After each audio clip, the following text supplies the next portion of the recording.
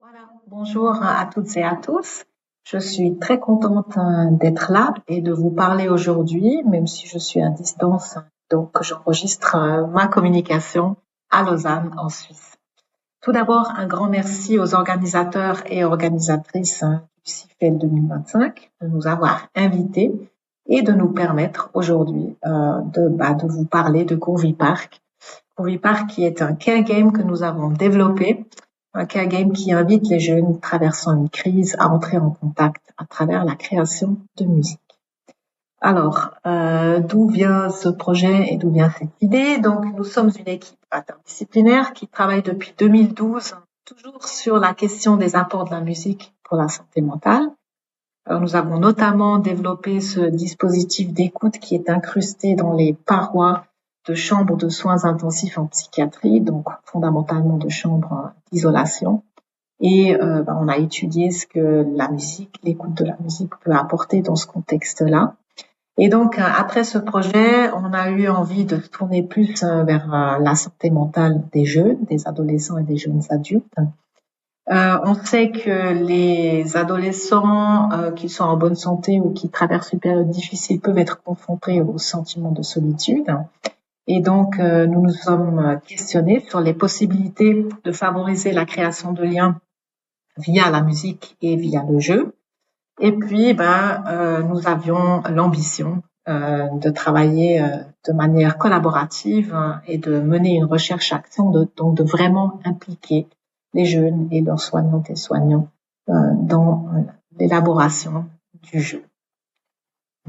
Voilà, alors santé mentale des jeunes en crise comme question. Alors effectivement, une étude récente de l'UNICEF qui a été menée auprès des jeunes de Suisse et de Liechtenstein, c'était en 2021, a montré que 37% des jeunes interrogés déclarent connaître des problèmes de santé mentale et que sur ces 37%, 17 indiquent avoir un trouble de l'anxiété, dépression, et ont fait une ou plusieurs tentatives de suicide. Donc on va dire ces 17%, c'est vraiment des jeunes qui traversent une situation de crise psychologique. Alors comment est-ce qu'on définit une telle situation? Ici on a une définition. C'est un moment de déséquilibre aigu où les capacités habituelles de régulation psychique d'un individu sont dépassées par une surcharge émotionnelle ou un conflit interne ou externe. C'est un moment de rupture qui révèle une fragilité psychique, mais qui constitue aussi une opportunité d'évolution si une aide adaptée est mise en place.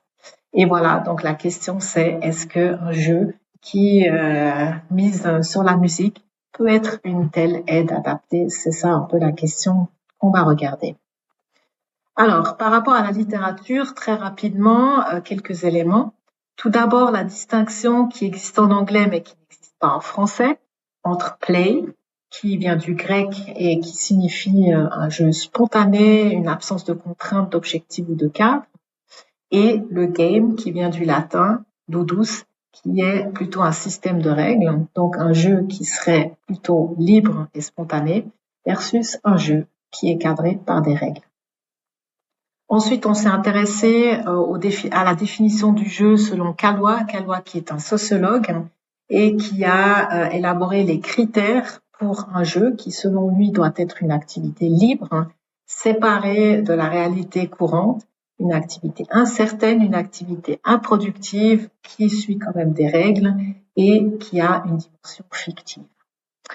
Et le dernier auteur que je mentionne sur cette slide, c'est Winnicott. Winnicott qui est pédiatre et psychanalyste et qui a beaucoup publié justement sur le jeu. Lui, il parle de playing. Et pour Winnicott, le playing, c'est un espace de création, d'expression et de développement du soi qui permet à l'enfant d'explorer son potentiel, sa personnalité, donc de se découvrir. Et selon Winnicott, cette découverte, ce jeu, ce playing, procure du plaisir et surtout possède une vertu thérapeutique intrinsèque. Donc le playing peut favoriser l'auto-guérison. Ensuite, on s'est aussi intéressé à différents nouveaux courants vidéoludiques. On ne va pas entrer dans le détail, mais depuis 2010, il y a des créateurs, créatrices de jeux qui sont sensibilisés aux questions du bien-être, de la santé mentale, à des enjeux éthiques. Et donc, on a ces différents courants, wholesome games, slow games, care games, alors qui sont proches et en même temps un peu distincts, mais de manière générale, il y a une atmosphère feel good, un univers paisible, des visuels chaleureux, des couleurs chatoyantes, on sort du monde réel. Il y a des modes d'action ralentis, ce sont des jeux plutôt durables, respectueux, qui favorisent plutôt la contemplation, la réflexivité, le calme et non pas le stress et la compétition. Des jeux aussi qui permettent de s'exprimer, qui contribuent à réduire le stress, qui favorisent les interactions positives, la confiance en soi, la compassion. Donc voilà, ces différents courants, comme je dis, qui sont quand même assez proches et dans lesquels notre jeu Groovy Park s'inscrit. Et puis par rapport plus généralement au lien entre santé mentale et jeux vidéo, donc on a eu énormément de littérature qui s'est intéressée aux possibles risques des jeux vidéo pour la santé mentale. Il serait peut-être intéressant et nécessaire, c'est ce que disent certains auteurs, de plutôt s'intéresser au potentiel des jeux vidéo en tant qu'intervention pour la santé mentale. Donc, ces jeux vidéo qui peuvent être un outil dans la boîte à outils du psychothérapeute et qui peuvent contribuer à résoudre des problèmes de santé mentale. Voilà, c'était très rapidement pour quelques éléments de littérature. Maintenant, les objectifs de notre projet et la démarche. Donc, l'objectif, c'était de développer de manière collaborative un care game invitant les adolescents et les jeunes adultes avec, mais aussi possiblement sans problème psychologique, à entrer en contact via la musique. Et puis, on voulait atteindre, en tout cas, réaliser un prototype. Et puis ensuite mettre ce prototype dans une phase test et de voir est-ce que réellement il contribue à la santé mentale des jeunes.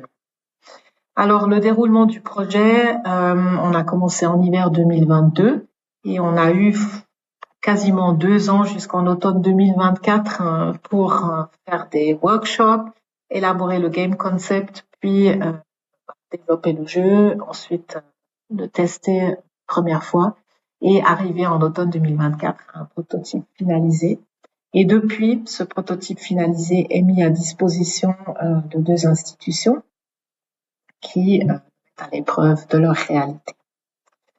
Alors justement, ces 2 institutions partenaires avec lesquelles nous avons travaillé, il y a d'une part le SUPEA du CHUV, donc c'est une unité qui prend en charge des jeunes, des adolescents en situation de crise. Donc, c'est vraiment une prise en charge courte, 1, 2, 3 maximum semaines. Et notre deuxième institution partenaire, c'est l'Institut Maïeutique, qui justement ne propose pas des interventions ou un accompagnement durant la crise, mais plutôt un accompagnement sur la durée, permettant à des jeunes de retrouver leur rythme, de reconstituer des contacts sociaux, de retrouver l'estime de soi et puis d'avoir un apaisement de leur souffrance. Voilà. Alors ça, c'est pour les partenaires. Et puis maintenant, pour le développement du jeu, comment nous avons procédé. Alors, je passe relativement vite, mais vous donner quand même les différentes étapes. D'une part, on a fait un brainstorming initial pour bien clarifier, nous, en tant qu'équipe, quelles étaient nos attentes par rapport au jeu que nous souhaitions développer. Nous avons ensuite proposé des ateliers de jeu à l'Institut Maïeutique. Donc, on a mis à disposition des jeunes différents jeux commerciaux et on les a simplement laissés essayer, expérimenter, on les a observés en train de jouer pour voir ce qui leur plaisait, ce qui marchait bien, ce qui leur plaisait moins, ce qui leur semblait trop compliqué, trop lent, etc. Donc, on s'est fait une première idée de cette manière-là. On leur a aussi fait remplir des questionnaires par rapport à leurs usages du jeu vidéo, mais aussi par rapport à la place que prend la musique dans leur vie et au rôle que peut jouer la musique pour leur santé mentale. Et on leur a aussi fait un petit peu imaginer, si on imaginait un jeu qui prend soin d'eux, qu'est-ce qu'ils aimeraient faire dans ce jeu? Et si c'était un jeu musical, de quoi est-ce qu'ils ou elles auraient envie? Voilà. Alors sur cette base, notre équipe de game design développeurs, donc ça c'est l'équipe de Tourmaline Studio, a développé, élaboré plusieurs scénarios de jeu qu'on a soumis aux jeunes et finalement il y en a un qui a émergé et c'est celui qui a été le point de départ du développement de Groovy Park et c'est de ça qu'on va parler. D'ailleurs, à cette occasion, Groovy Park sera mis à disposition, je crois, cet après-midi. Donc, vous aurez l'occasion, en principe, de le tester sur vos tablettes cet après-midi. Voilà. Alors, Groovy Park, vous voyez ici l'écran d'accueil et le logo du jeu. Quand on entre dans le jeu, première chose, c'est de créer son avatar. Donc, on peut le configurer et on peut choisir un nom pour son avatar parmi un large choix de noms un petit peu fantaisistes. Ensuite, dans le parc lui-même, alors l'activité principale, c'est la création de musique, avec la possibilité de choisir un style musical. Il y a un séquenceur qui permet vraiment de composer. Il y a un cercle de musique où il y a des totems, donc les différents éléments des totems représentent chaque fois une mesure d'un morceau. Et donc plusieurs personnes peuvent collaborer pour créer un morceau. Donc chacun fait une partie du totem, une mesure, puis quelqu'un d'autre reprend. Donc c'est une manière de créer de la musique collaborative, un peu sur le modèle du cadavre exquis. Et puis, les morceaux terminés, on peut les écouter dans son baladeur. Maintenant, dans le parc, il y a d'autres activités possibles. On peut aller sur la scène musicale pour écouter des morceaux et danser. On peut chanter en direct avec d'autres joueurs, joueuses et des grenouilles. On peut interagir via des emojis. Et puis, on peut aller dans la boutique pour reconfigurer son avatar, lui donner une autre apparence, chercher d'autres accessoires et donc travailler aussi son visuel. Voilà. Maintenant, la phase test longue. Alors, depuis l'hiver, le dernier hiver, et surtout début 2025, le jeu est à disposition au SUPEA du CHUV, donc dans cette unité de crise qui accueille des adolescents en situation de crise. Donc, 7 ateliers ont eu lieu depuis début 2025, des ateliers qu'on a observés.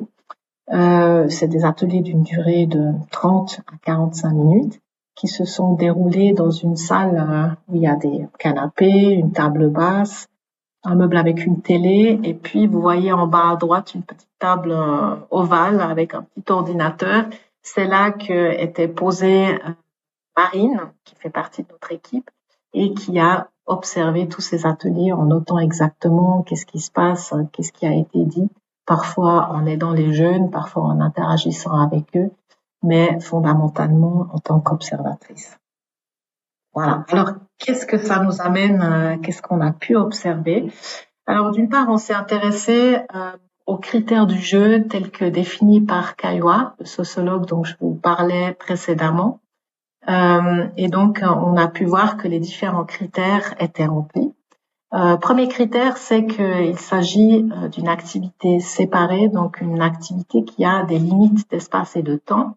Donc, effectivement, les ateliers avaient un début et une fin assez précise. Donc, il y avait quelqu'un qui lançait l'atelier, mais aussi quelqu'un qui disait quand l'atelier était terminé. Donc, limite de temps.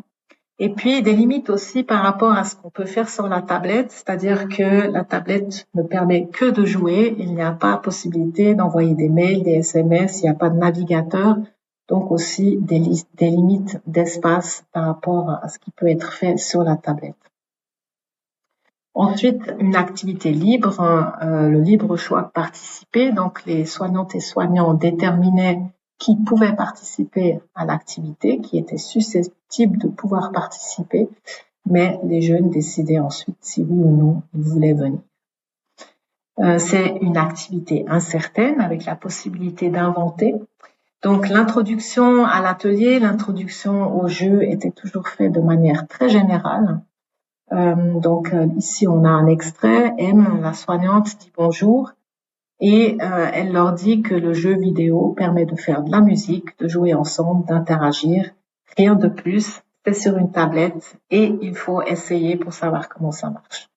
Donc, cette manière très ouverte de présenter le jeu et l'atelier permettait évidemment aux participantes et participants de s'en saisir à leur manière et d'inventer des modes d'usage qui sont peut-être qui n'étaient pas prévus au départ. L'activité est improductive, il n'y a pas d'objectif. La situation telle qu'on l'avait trouvée avant l'atelier, on la retrouve après l'atelier. Donc, pas vraiment de changement, retour au point de départ. Et c'est une activité réglée, avec des règles, des conventions pour le temps du jeu. Donc ici, on voit qu'une des règles, c'est que la personne qui souhaite quitter l'atelier peut le faire. Donc là, R a le droit de partir si elle en a envie. Par contre, une autre règle dit que dans le jeu, on ne peut pas taper les gens. Ça, c'est quelque chose qui n'est pas possible. Et puis, il y a aussi comme dernier critère le fait que le jeu est une activité fictive. Donc, il y a une réalité qui est la réalité de tous les jours et il y a la réalité du jeu. Et ça, on le voit assez bien dans le deuxième extrait, par exemple. Donc, c'est une patiente qui dit « Je suis en train de draguer le DJ, je lui fais des petits cœurs avec des emojis. » M, qui est une soignante, dit « Mais c'est... Oh, il m'a fait un bisou. Je crois que je suis en train de tomber amoureuse de DJ Liam. » Et une autre patiente lui dit « Toi, t'aimes trop DJ Liam. » Et elle dit « De ouf, il est trop beau. » Donc, on voit ici que les deux patientes et la soignante sont dans une réalité partagée. Et en même temps, il y a la réalité du jeu. Et donc, il y a un malin plaisir de passer d'une réalité à l'autre et d'être en fait dans les deux réalités en même temps, deux réalités qui coexistent. Voilà, donc ça c'était par rapport aux critères de Caillois. Maintenant, si on revient à Winnicott, alors Winnicott justement dit que le jeu donc est vraiment un espace de création, un espace d'exploration, un espace de découverte. Et donc ça peut procurer beaucoup de plaisir et ça peut être thérapeutique. Mais en même temps, cet espace, cette ouverture, évidemment, peut aussi faire peur. Et donc, c'est important d'accompagner les patientes et les patients dans cet espace et de pouvoir les rassurer si nécessaire. Et donc là, on a un extrait d'un patient, K, qui avait pas mal de réactions inquiètes pendant l'atelier. Et Marine, qui est l'observatrice, y repense a posteriori et se dit que c'est potentiellement un des profils qui mériterait une explication préalable plus importante sur la sécurité du jeu. Donc, on a des patientes et des patients qui ont déjà des angoisses de par leur pathologie, leur maladie, et donc, par rapport au jeu, il ne faudrait pas que ça rajoute une couche d'insécurité. Donc, l'accompagnement, très important pour pas qu'il y ait des situations d'angoisse. Ensuite, toujours selon Winnicott, l'expérience créative que permet le jeu permet de transformer le sujet. Donc là, on a quelques exemples de transformation. M, qui a tout d'un coup un immense sourire et qui commence à avoir des gestes amples et très expressifs. Le fait aussi que la plupart des jeunes dans ce jeu ont continuellement changé leur apparence et ont beaucoup joué sur cette transformation, justement. Et puis, l'observation de Marine qui dit que l'ambiance entre le début et la fin des séances était souvent très différente. Et donc, une transformation du groupe, une transformation de la dynamique du groupe aussi, grâce à cette expérience créative. On va sauter la slide et puis passer aux interactions positives qu'on a pu observer pendant le jeu, puisque l'objectif du Care Game, justement, c'était de favoriser les interactions. Et donc là, on a l'exemple de G qui a réussi à faire rire tout le monde. Et Marine dit donc, j'ai l'impression que ça l'a rendu heureux d'avoir fait rire tout le monde. On a des filles qui jouent et qui parlent entre elles doucement en souriant, en se disant ce qu'elles font. On a G et J, deux patients, et qui, chaque fois que leurs regards se croisent, commencent à rigoler. Et autre situation, 4 patients qui échangent à propos d'une anecdote, quelque chose dans le jeu, à quoi ils ont pensé, même si Marine qui observe n'a pas exactement compris de quoi il s'agissait. Il y a aussi des interactions positives après le jeu, après l'atelier. Ici, on a l'exemple d'un patient qui n'a pas du tout levé les yeux pendant tout l'atelier, qui n'a absolument interagi avec personne, mais qui, au moment de partir, penche la tête pour faire glisser de côté les cheveux qui cachent ses yeux, et pour croiser le regard de Marine, l'observatrice, pour lui dire merci. Il y a aussi une autre situation où tous les jeunes, à la fin de l'atelier, restent assis et continuent à discuter sur le jeu. Et puis, une autre situation où une soignante raconte que depuis la dernière session de jeu, toute cette équipe de patients ont presque une trop bonne dynamique. Donc, en fait, ils s'entendent presque trop bien, puisque maintenant, ils ne laissent plus l'équipe infirmière entrer dans le groupe. Voilà. Alors, pour terminer, quelques éléments de discussion. Déjà, la question, est-ce que c'est vraiment un care game qu'on a développé? On a vu ces différents courants vidéoludiques. Donc, il y a certainement quelque chose de l'ordre du wholesome game, du slow game, du care game. Mais il y a aussi la question, est-ce que c'est vraiment un game ou est-ce que ça serait plutôt un play, quelque chose de pas très réglé, quelque chose de beaucoup plus libre qu'un game. La question reste ouverte, mais je la pose. Ensuite, effectivement, on a pu dégager différents éléments qui seraient à prendre en compte si on veut instaurer du playing dans le contexte unité accueillant des adolescents et des adolescentes en situation de crise. Donc, il y a ces critères de Galois, mais il y a aussi l'importance de l'accompagnement et l'importance de laisser se dérouler une activité très libre, très créative pour que ça puisse transformer les jeunes. Et peut-être dernière réflexion, deux profils de joueurs qu'on a pu observer, celles et ceux qui vraiment veulent créer de la musique et celles et ceux qui sont surtout dans la recherche d'interaction. Et du coup, ça se rapproche un petit peu de la classification de Bartle, avec donc une classification qui met en évidence 4 profils de joueurs.